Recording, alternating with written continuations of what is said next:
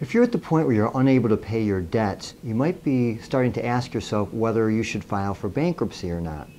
Well, the truth is not everyone needs to file for bankruptcy.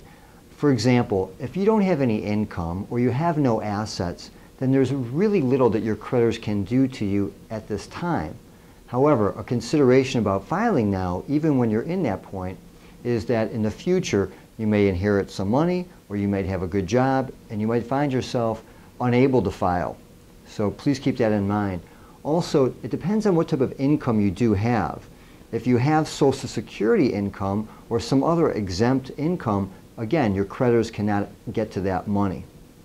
Now, if you're at the point where you're getting phone calls from creditors at the job, or there's talk of maybe a lawsuit, and you're getting collection letters, that certainly is an indication that you should file now. The lawsuits, it can result in wage garnishments, and that can be very disruptive to potentially your employer, and they don't like that generally. The other factor to consider is if you're early into the game and your credit hasn't gotten to that point, your scores are relatively high.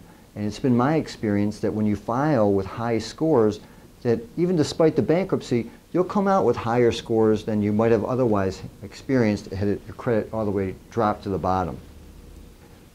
I'd urge you to contact a lawyer as soon as possible because it does take some time to prepare your documents to give to the lawyer. There's a lot of paperwork involved.